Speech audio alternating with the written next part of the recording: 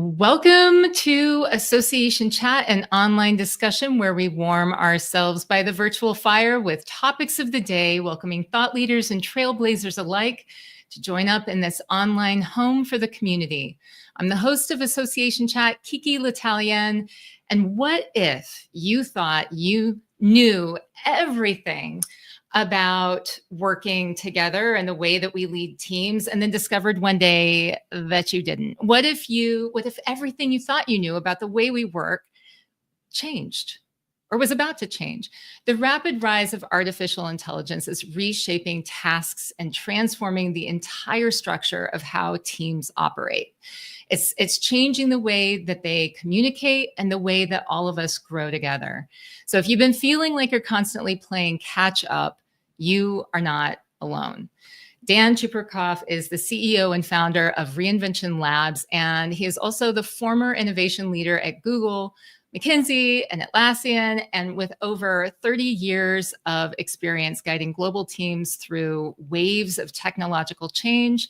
He's become known as the technology speaker for non-tech teams. We're going to talk about what all of this means about the future of the way we work and AI. And this is a very popular topic, so I'm very happy to welcome Dan to our stage today and to talk about all things AI and team building. Hi, Dan.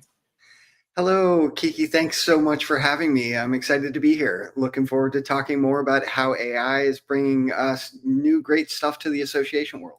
Oh, me too. I'm so excited about this because I'm curious. I mean, you have such an interesting background. There's so much that goes into making you who you are. And I wanted to actually start right there because how does one go? Dan, how do you go from doing all of this exciting work? And how did your journey lead you from Google to founding something that also sounds extremely exciting, Reinvention Labs? How did you get to where you are today? Yeah, I think, really fundamentally, I've always been doing the same thing my whole life. Since a very early age, literally at 17, I had my first job ever, an internship. It was in an architecture firm that just got AutoCAD, their first computer in the office. Everyone was drawing on paper with ink, except one guy in the corner, and he was using AutoCAD, and it changed the way he did architecture. He was 1,000 times more productive. And I saw the power of that piece of software and realized how impactful that was going to be to architects. So I was excited by new technology, things like that. And every moment after that, my whole life, I looked for new things like AutoCAD that were going to reinvent the way people did work. And I helped the team around me. That progressed. I worked at, some great companies, but always I was really just helping my team and our customers to reinvent the way they got stuff done with the power of technology. Now this AI transformation is going to be so impactful that I decided to stop just helping my team and my customers and start helping all the teams and all the customers, because it's going to be a big transformation and people need help. So that's why I'm here. Well, I'm glad that you're here because I think a lot of people have questions about this. I know that every single day I am reading new articles and I'm seeing updates about what's happening, what's the latest in AI. And sometimes it can seem a little bit overwhelming. You often say that you don't upgrade software, you reinvent how people work. What does that mean in practical terms for teams that are feeling overwhelmed by constant tech changes?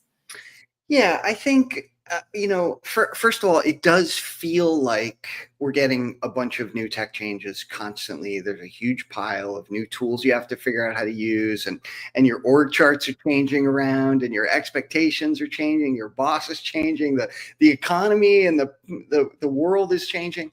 All those things are changing all the time. And that can feel overwhelming, but also the changes that are happening don't have to be big, humongous changes. And in fact, they shouldn't, right? You should try little tiny incremental changes. Just dip your toes in the water. Like, think of it like downloading a new app on your phone, right? You don't have to get a whole new phone. You don't have to start talking to Alexa instead of having a phone with a screen. Just get one new app for your phone and try it out. And if you don't like it, delete it and then try a different app. And that's how change should start feeling to you in the world. And if it feels overwhelming, I think you're trying too much of it at once. Wow. I love that advice because it's doable. It also brings the stress level down a little bit, which is kind of nice. And, you were speaking about, our I call her Lexi so that I don't turn her on, but like, our Amazon devices or what have you, whatever you have in your home. And I was just thinking about, got the alert about the new Amazon Lexi devices that are going to be available and thinking, do I need those? And so I'm constantly thinking about how am I going to upgrade and try something new? But it can seem like a little bit overwhelming. So thank you for making me bring that down, bring the stress level down a little bit. So for associations that are just beginning to explore AI and they're just at the start of it. And by the way, association leaders don't feel terrible about this because there's a lot that you're thinking about right now. But if these association leaders, Dan, are just beginning to explore AI, what's a smart first step that doesn't feel overwhelming or overly technical? Right. Yeah. So the first step of getting started is just get started. Right. So first, try one of the AI tools. Just open it up, go there, ask it a question. The most common AI tool is chatgpt.com, but there's other ones, Gemini from Google or Claude from a company called Anthropic. But if you just go to one of those tools and start asking it a question that maybe you would have gone to a search engine for, you Right. used to go to Google and say, trip to Florida. Now go to ChatGPT and say, I'm going to Florida for 5 days and what should I do there? And just start dipping your toe in the water. Figure out, is it just a new search engine or can it do more than that? And that's the best place to get started. That's another great tip for people, because I think that you got to start somewhere and you want to make that step as simple as possible, right? As easy as possible. And with that, I know that, because you are such an expert at leading these teams to explore innovation and to figure out how leaders can, figure out new ways to think about change with their organizations. I got to tell you, you probably run into misconceptions all the time that when it comes to things like innovation. So what's a common misconception about innovation that holds teams back from real progress? Yeah, I think the first thing is a lot of people think about innovation as if it's like a new project. It's like we're gonna have a brainstorming meeting and we're gonna figure out how to transform this company. We're gonna put a bunch of ideas on a list and pick the best one, and then we're gonna do the innovation project. Yeah. But actually, innovation is the result that comes out of behavior changes in your organization, right? Innovation is the result of learning new things faster. It's the result of trying new things more frequently, right? It's the result of making decisions more rapidly in a more democratized way. And if you do those three things, if you learn things more rapidly, try things more often, make decisions with more diversity, you will become innovative, right? You can't have an innovation brainstorming meeting. Like that's one small part of it. But if your behavior doesn't change too, you won't get the thing that you picked in your brainstorming meeting done. Right. Right. Well, and I think that we have these brainstorming meetings, we end up in them and it's like, where do we go? What actually helps us to take that next step, to move in that new direction? And there are all kinds of barriers, right? And so, you talked about a couple as we've already been going through, but what are those barriers? What happens that keeps people from either investing in the change that they need to make or just taking those next steps? Right. Yeah, Yeah. usually I think there's two challenges, and they kind of go together sometimes. Yeah. The first is people are thinking about changes in humongous batches instead of in Mhm. tiny incremental ones. Um, and because they're thinking of these changes in huge batches, they let them pile up because they don't have the money to spend. They don't have the focus yet. They let them pile up until it's too late, until it's urgent, right? Until the market is demanding or your competitors are also already doing that thing. And now it's critical. And so everyone, it's all hands on deck, and you've got to get the innovation thing done or you're gonna, start drifting behind. If instead, again, to use the app on your iPhone analogy, if instead you think of little tiny things that you could do next week by yourself for your customers without a $12 million investment, though, that's how innovation comes. You start doing little things. A person on your team tried an experiment and the customers really loved it. So now Mhm. 5 people try that same thing and those customers love it too. So now 20 people try it and then 50 people try it. And suddenly you're just doing the new thing. You didn't have a big prioritization exercise. Yeah. Do you do that? Do you like I'm trying to figure out because you're so far ahead of so many of us, right? And so, you're talking about a lot of these things that it's like try this on your phone, try a new app and test things out.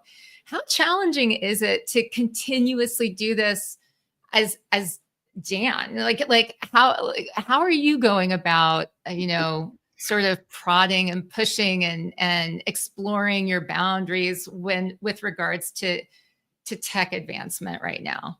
Yeah, yeah. So, first, you get better at it. Excuse me. Yeah. First, you get better at it as you do it more often, right? So Mm. Mhm. ultimately, you learn to just make it part of your weekly ritual, right? Like I'm gonna spend at least a little bit of time when I'm wrapping up on Friday, like reading some blog posts on a new tool that I haven't ever used before, or Mhm. scanning my LinkedIn for something that looks interesting that I want to click the link of and read about a little bit more. YouTube, or asking my new AI assistant, Yeah. what's one thing I should try next week? We'll talk about Ooh. Ooh, why don't I do that more? that. Yeah, you are making me think of a great question that I have to write it down right now or else I'm gonna forget, but I wanna That's a good ask you point. at the yes, I wanna ask you at the end of this, but I don't Okay. wanna get us pulled off track because I do wanna talk about the situation with association leaders right now. You can't miss the headlines. You can't miss what's happening in our country right now. There is a lot, happening at the federal level that for association leaders in particular, uh, they're saying, if you're the leader of a trade association, you're paying close attention to what's happening with tariffs. If you are the leader of any association, you're wondering what's happening with your grant funding. So lots and lots of maybe the world that we live in always has changed, but like lots of change, right? And so, but we all still have to lead these organizations and figure out how are we keeping up with AI advancements. And for the association leaders that are listening out there that are saying, I know I need to pay attention to this, but I also have all of these other things. How should they sort of frame this Right. and think about it? What's the mindset there as far as leading their associations in this sort of time frame, thinking about AI? Where do they put it?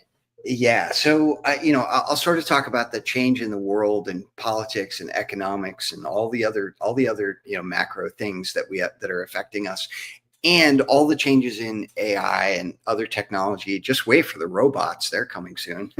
I Um, know. right? All of those changes are speeding up in the world, right? Mhm. It's easier and easier to make a new startup that does something that's magical, that changes the way we work. It's easier than ever in history to do that. It's also easier than ever in history to do something economically or globally that changes the way we do stuff, right? Mhm. The changes in the world are just speeding up. And so most organizations aren't thinking about like building a muscle that helps them react to change more rapidly, right?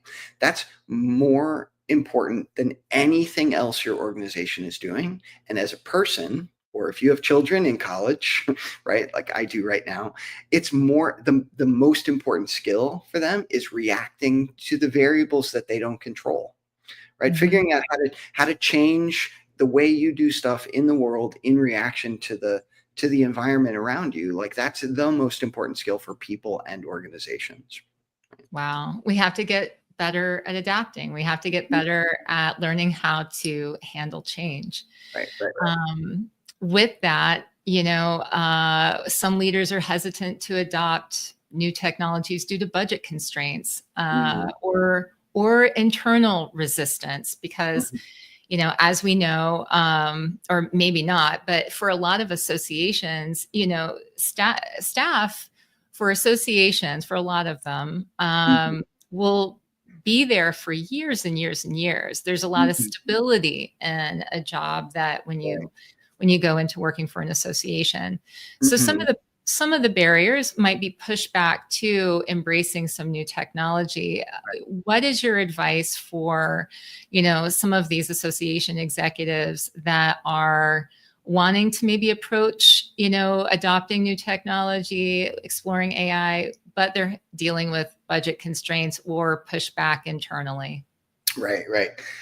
So first, I think there are most of the AI tools right now, at least, have a free version that's really, really helpful, right? So there's almost not a budgetary reason to not start dabbling a little bit with AI. Hmm. Maybe there are some confusion issues and maybe there are some privacy issues, but there really aren't a budget issues for using like the free version of ChatGPT or some of the others. The second thing is when there's pushback, when like you don't have time for this change right now, it's usually probably because you're not using this new thing to create more time in your day, right? If you start using AI to create more time in the day, then you're going to want to use more and more and more of it because you get to use it to create more time in your day. That's a hard thing to figure out, but most people on most knowledge worker teams are spending most of their team communicating with others, right? They're spending maybe 68% of their time in meetings, emails, and chat. That's from a study from Microsoft. There's another one that said 64%, but mostly Wow. 2/3 of your time is spent talking to people. And so if you can use AI to make talking to people a little bit more efficient, right, it'll create extra time in your week that just falls out of the sky, and that's magically empowering. You could do all kinds of new stuff with that time. I love that. I have to admit, I don't know. I don't even want to think about how I would be doing the work that I'm doing now without using tools like ChatGPT. It has become such an important part of, what I do day to day. And it has bought me back a lot of time Right. and allows me, I think, to do a much better job at the work that I do because I have more time to prepare. I use that time, Right. right? Right. And Right. Right. so I just wanted to say really quickly, because for those people who watch live, they're able to comment and everything like that. There's this really lovely thing that came in from Sherry Jacobs, who I just really admire, and she's a great voice in the industry. And she wrote, Dan is one of the very best keynote speakers and experts on this topic. I'm so excited to see him being interviewed by you, KiKi L'Italien. And I'm like, me too, Sherry. I'm really thankful, Dan, that you're here because you're taking a lot of the knowledge that you have and sharing it on different stages. What are some of the most popular questions that you get when you like, because I know how this goes. You're the keynote speaker, and the line comes up and they have all of the questions, or maybe you do a Q and A. I'm not sure, Yep. what are the most popular questions that you're getting these days? I think the first question usually, or the most common question, always has something to do with privacy. Like, I Oh want yeah. to use Oh AI, yes. right? I Yes. want to use AI, but I'm afraid it's going to like take all of my information and like put it into the training data. First of all, you probably want some of it in the training data because people are Googling your company and you want Mhm. them to find it.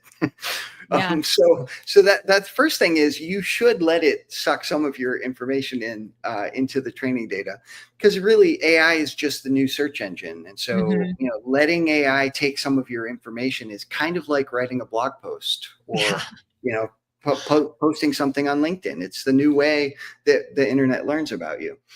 Yeah. The second thing is your email already lets you take a massively private amount of stuff and put it in an attachment and email anyone in the world. Hmm. Hmm.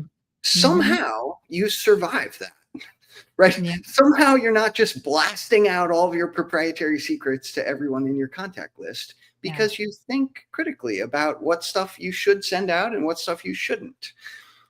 If all you do is that, Yeah. you'll be fine, right? Just don't put a bunch of super proprietary stuff in your AI Yeah. questions, and then you'll be fine. Use the same mindset that you use when you're interacting with email.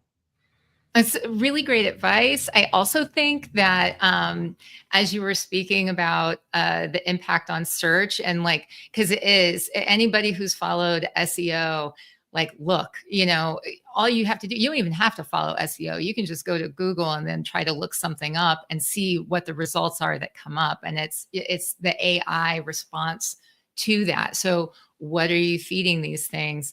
The other thing is like, you have me thinking, yeah, you really want your marketers to be using it, right? All of that marketing copy that says who you are and what you do and all of that kind of thing is sort of feeding that. So, not sort of, it is. So, Yeah, right. really great way to think about this. I was looking at the fact that, and we talked about it earlier, that every single day there's some new headline about AI and AI changes, and trying to track on that, not going to the robots yet, but trying to track on how AI itself is evolving so quickly.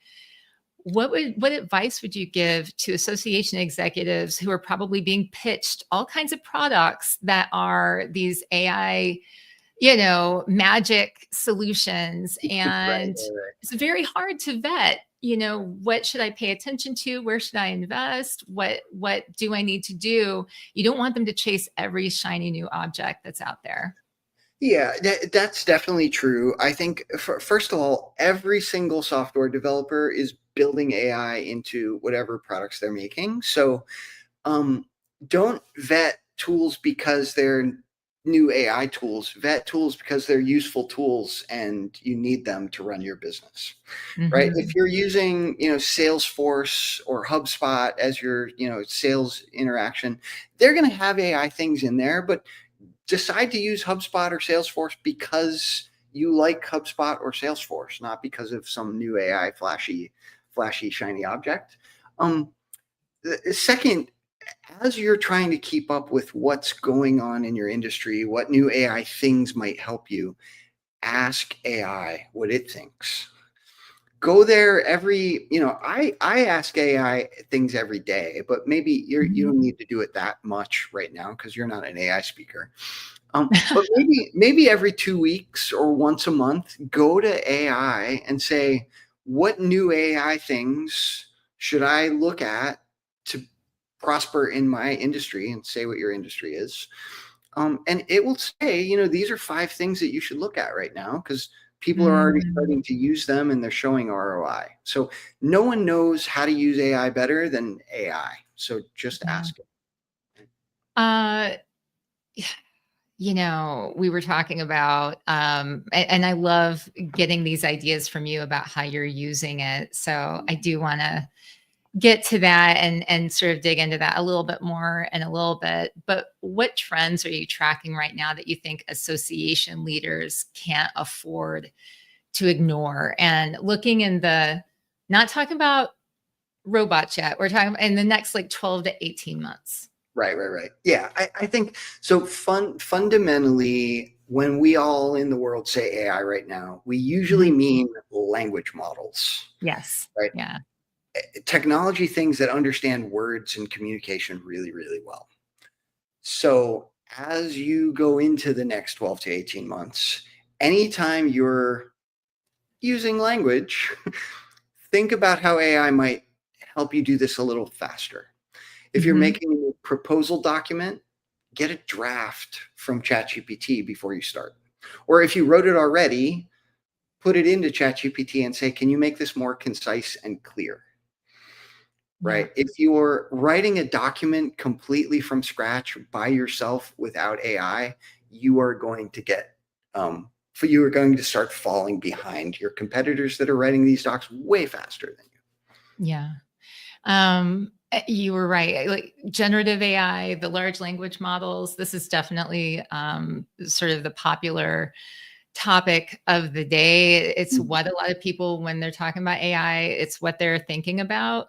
But also garnering a lot more attention, and with good reason, the agentic AI, and talking Mhm. about like what we can have them doing. So let's say we have an association leader who is out there and they're saying, yeah, okay, we've got maybe biweekly AI activity brown bags that we're doing at Mhm. work, and we're training our team on a regular basis. And I'm following Dan's advice, and I'm trying to these new things on my phone on the weekends or on Fridays, and just like trying some new thing. And now I want to talk with Dan about agentic AI. What are maybe some applications that I might think about for using that? Do you have suggestions in that Yeah. regard? Yes, Yeah. for sure. So first, for any listeners that don't really understand what agentic means yet, um, agents are just little tiny pieces of software that do something for you. Like, for instance, I need to fly to Orlando, Florida, and I want a flight. I just go book the flight. I don't care which one. I just need to get to Florida by Tuesday. An agent could be created that does that for you. And little by little, we'll have an agent app store where we go to some app store and we look at all the most popular agents, and we start using some of those agents because other people started using them and it seems like they're useful. Mhm. That will happen. Agents are just the new apps in an AI age.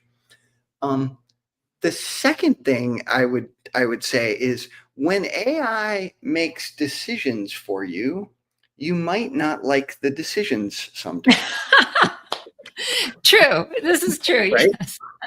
You have an immense amount of context in your head that AI doesn't know, right? You Mhm. maybe have 15 years in your industry. You heard this chat podcast today that AI doesn't know anything about yet. All of these things influence the way you solve problems, the way you make decisions, and the things you imagine about the future. And AI can't know those things. It can't solve new problems. It can't make decisions for you. It can't imagine new stuff about the future that you like. And so, as you're starting to think about agents, don't let it make your decisions for you. Get the information, use it to like search for all the possible flights and give me a list of the top 5 flights. And then you pick the one that you like the best, right? Search, use an agent that like pulls all the new blog posts from your industry into a digest, and then Mhm. you decide which ones on that digest to read. Like, that's the kind of cautionary tale that I would say for people starting to use agents. Just don't let it make your decisions for you, because you Mhm. just won't like them sometimes. Yeah, absolutely. And I think when people get some of these very scary ideas, and even with using generative AI, there have been these Mm. ideas of like, is it magically going to take over for me? I think that's where some of the fear comes in. Is but then when we're talking about the use of agents, it's valid fear, because it's like you just want to make sure that there's like a point where somebody's able to say, let me make the decision on this one. Okay. I'm going to make the Right, decision here. right. Yes. Yeah, I think people will learn that, like, if you put an agent running in a loop every day, talking to your customers without you in the conversation, it very quickly is going to start accidentally saying some things that you disagree with, and you're going to shut it down, Mhm. right? Mhm. I'm not saying don't use agents. Maybe try Right. some small experiments, but you'll learn pretty quickly that they can only be used to do very, very basic things.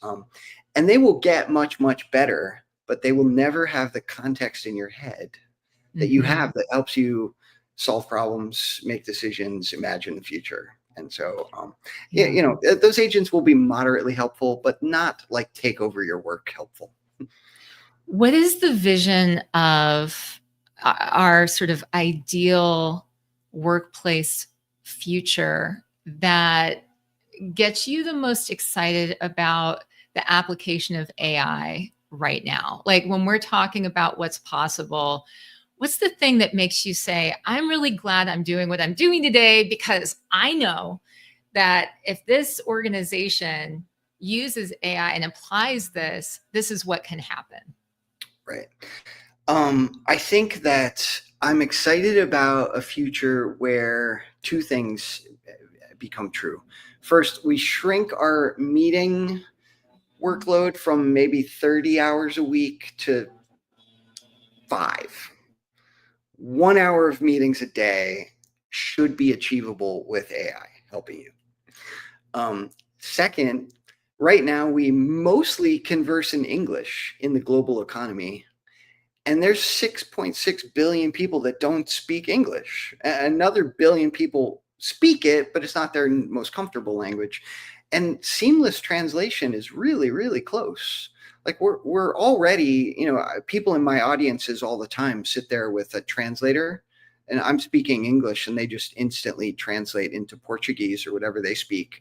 We're about to live in a world where we don't all need to speak the same language to collaborate and be on teams together and serve them as customers. That's going to make the world much, much bigger than it is right now. That really, really makes me excited.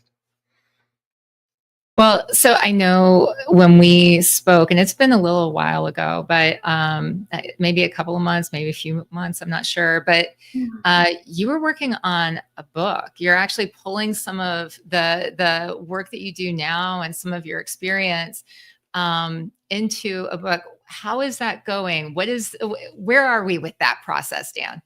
Yeah, it's good. It's going well. The book is called The Innovation Machine. I've touched on some of the topics already in our conversation today.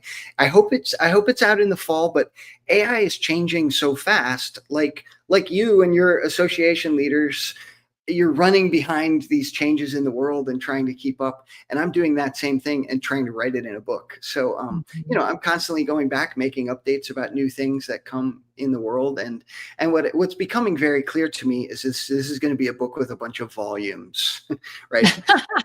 Yeah. The Innovation Machine Volume 1, the Innovation Machine Volume 2, and so on and so on. Because the world is changing so fast. You just can't write a book and let it live for 20 years anymore. Like it's just going to be out of date so quickly. That's so true. And Carlos says, universal translator will be a thing. Yes, Carlos, absolutely. I asked you the question earlier, what are the questions that you most often get? But what I didn't ask you earlier was what are the questions that you wish you would get, right? What are the questions so what's one question that you wish more people were asking, but they're not? Wow. That's a really great question. I think, what Yay!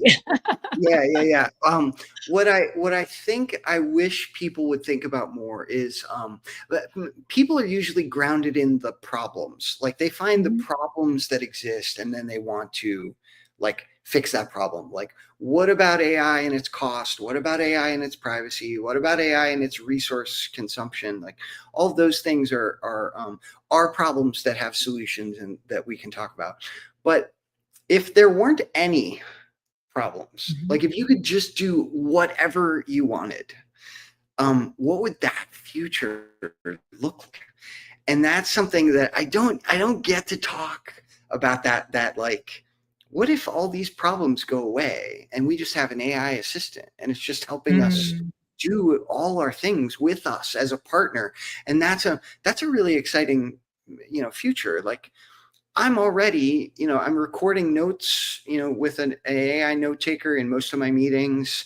I'm talking to my AI assistant, asking it questions all the time. Over time, in another 18 months or 2 years, my AI assistant is going to know a lot of the world, right? Mhm. I could imagine an AI assistant like going to some of my meetings for me, right? Right. Or doing a side project that I don't have time to finish right now.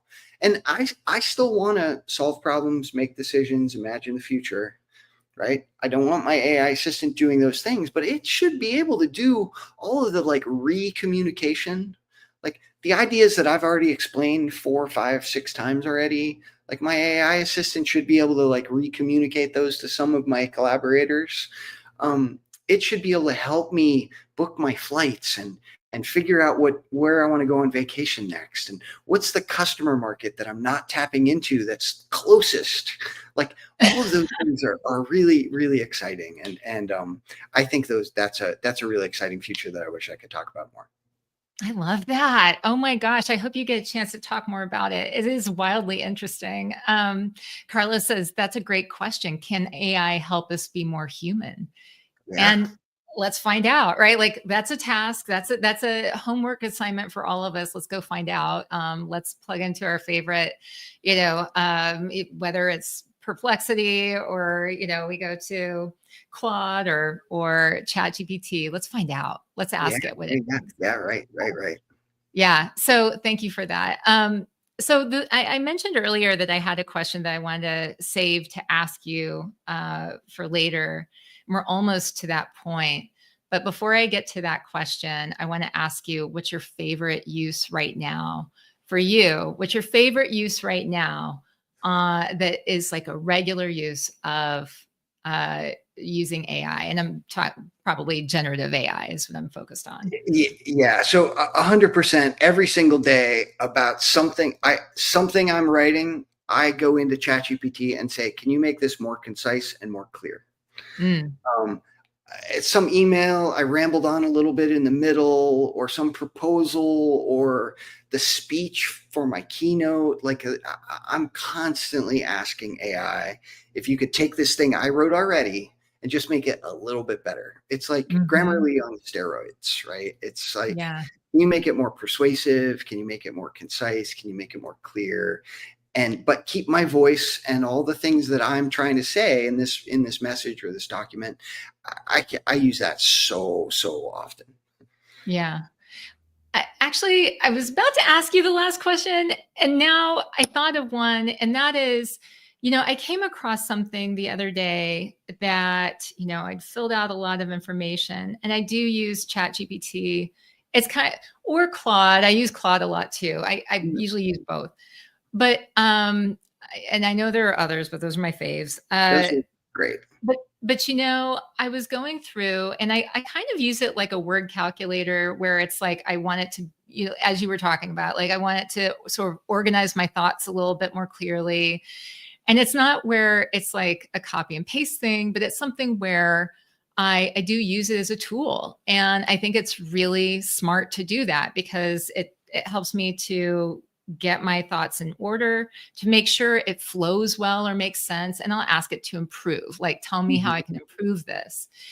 And I came across something where you were supposed to submit, and it's a form, it's an application, Mhm. and at the end of it, it says, we don't accept anything that has used any generative AI tools. And of course, this is after I've already gone through and I've been like, okay, how can I organize my thoughts? And I got to thinking about it. And I thought, yeah, I don't know that I agree with that because I understand if somebody just takes it sort of wholesale and copies and pastes whatever. But if you've spent a lot of time working back and forth with a tool like that, why wouldn't you? I feel like it's such a weird thing. What do you think about that? Yeah, that's a great question. I agree that if a person doesn't have any of their own thoughts and they're Right. using ChatGPT to give them thoughts, and like that's immoral or ethically compromised a little bit. But as a polishing tool, Right. I think the world will start to flip on that notion. So imagine there's a person on your team and they're sending emails to your customers, and they keep messing up there and there and there and your and your and your, and they're ignoring the spell check underline. They keep writing these emails and they have the little red or green squiggly lines, and they keep ignoring them and sending out these messages with all these typos. You would probably consider putting that person on a performance plan, right? They're ignoring the tool that is there to help you. And that's negligent. We will get to the point where you say, didn't you put this in ChatGPT first? Why didn't you do that? This is a mess. You will start to depend on AI as a polishing tool so much that you'll start to feel like if they're not using it, they're doing something wrong. Right? Okay, Dan, we've arrived at the question that I thought of earlier that I just had to write down. And it's a moment of sort of how vulnerable do you feel like being? But here's the question. And that is, I asked you earlier about what's your favorite way that you use this. And of course, we love to talk about efficiency and productivity and how all of this stuff. But as you probably have observed, there are also ways to waste our time, on some of these tools. Maybe it's not wasting, we're learning, right? Sure. But do you have a guilty pleasure way of using using some generative AI tools?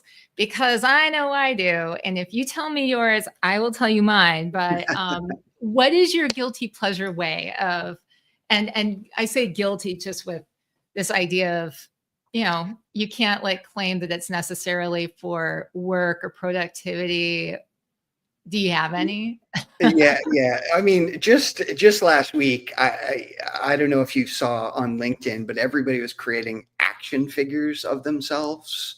Yes. Right? So you upload a photo of yourself, and then you describe some things, and it will make an action figure. I created mine. Of you. I don't need a picture of an action figure of me, but it was kind of fun. And every time one of those comes out where people are like, hey, here's a way to make a new fun, cool picture of you, I'll spend probably way more time than I should playing around with stuff like that. I'll share my action photo or my action figure photo with you if you want to share with your listeners. But that's my most fun thing. I get sucked into those so easily. Please share. Oh, Carlos. I wish Carlos would answer this question. I want everybody to answer this question, actually. What's your favorite guilty pleasure way of using generative AI? I love stuff like that too, Dan. I'm going to tell you that, sometimes I take different approaches to if I wanted to explore a different path in life or go down.